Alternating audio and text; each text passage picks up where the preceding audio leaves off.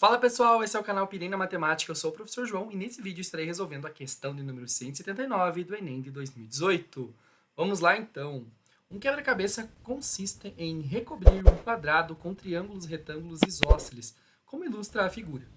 Uma artesã confecciona um quebra-cabeça, como descrito, de tal modo que a menor das peças é um triângulo retângulo isósceles, cujos catetos medem 2 centímetros. O quebra-cabeça, quando montado, resultará em um quadrado cuja medida do lado em centímetro é. Resumindo, nós queremos saber a medida deste quadrado aqui, certo? Observem que se eu encontrar essas medidas menores aqui, né, esses catetos desses triângulos retângulos aqui, essas três, nós conseguimos tranquilamente somá-las e descobrir essa medida que nos interessa. Então, vejam que é interessante, até separei aqui uma figura um pouco maior para a gente trabalhar, que a menor figura é um triângulo retângulo, ou seja, está aqui, né, o ângulo de 90 graus, porque isso aqui é um quadrado, né, essa figura maior, e é um triângulo retângulo isósceles, ou seja, os catetos medem ambos 2 centímetros. Então, aqui eu tenho 2 e aqui eu tenho 2. Eu não vou ficar carregando os centímetros, porque a gente sabe que isso daqui vai ficar dando sempre em centímetros, tá? Mas, analisando um pouco mais detalhadamente, observa que essa figura menor, esse triângulo aqui, de catetos 2 e 2, para eu descobrir essa outra medida, espero que você tenha observado, que essa medida aí eu poderia aplicar o teorema de Pitágoras, mas ela é nada mais, nada menos do que a diagonal aqui de um quadrado 2 por 2. Né? E a diagonal de um quadrado, certo? A diagonal aqui de um quadrado, ela é dada pelo lado do quadrado vezes raiz de 2. Então, esse segmento aqui vai ser dado por, eu vou chamar aqui como uma distância 1, tá? Uma distância 1, que é essa diagonal 1, na verdade, né? Vai ser o lado do quadrado vezes raiz de 2. Se o lado desse quadrado, né? Esse triângulo representa a metade de um quadrado, então o lado dele é 2, então esse lado aqui é 2 raiz de 2, certo? Aqui eu já sei que é 2, né? Nós vamos encontrar as outras medidas. Quando a gente passa para esse próximo triângulo que está aqui, esse em cinza, ele também é um triângulo retângulo.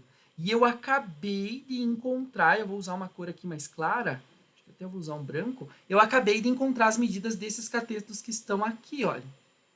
Tá? Eu sei que essa medida aqui, ela é 2 raiz de 2, aqui, e aqui também eu sei que é 2 raiz de 2. Ficou pequenininho ali, mas acho que dá para entender. Então, novamente, nós temos um quadrado aí com essas especificidades, certo? Então, observa que se eu considerasse esse triângulo aí, né, nessas dimensões aqui, novamente um triângulo retângulo isósceles, que tem aqui os seus lados medindo 2 raiz de 2, 2 raiz de 2 dos catetos, e eu quero encontrar essa diagonal. Novamente, nós podemos recorrer a essa fórmula. Percebe aqui que vai ser, de fato, essa diagonal que nós queremos encontrar, essa medida que está aqui. Então, novamente, para eu encontrar essa medida que eu vou chamar aqui de D2, eu vou fazer o lado desse quadrado vezes raiz de 2. O lado é 2 raiz de 2 e vezes raiz de 2. Então, isso daqui é raiz de 2 vezes raiz de 2 é raiz de 4. Então, eu ficaria assim, ó, 2 vezes raiz de 4.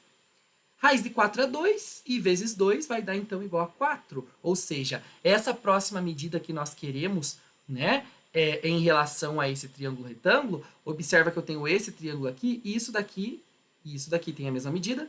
Então, aqui deu 4, obviamente aqui também tem 4. E, novamente, eu tenho um triângulo retângulo ali, isósceles, beleza? Então, eu já sei também mais um pedacinho aqui da minha medida, eu sei que aqui esse pedaço vale 4. E falta outra medida que a gente já vai descobrir. Então, aqui agora eu tenho um outro triângulo retângulo, eu tenho um cateto aqui, certo? E um cateto aqui. Esses catetos, voltando ao nosso triângulo, ao nosso terceiro triângulo aqui, é um triângulo que tem as seguintes dimensões. Eu vou deixar aqui expresso desse lado aqui, né? É esse daqui, na verdade, né? Ele vai ter essa configuração, então, aqui. É um triângulo retângulo, né? E aí tem de medidas esse triângulo aqui, né?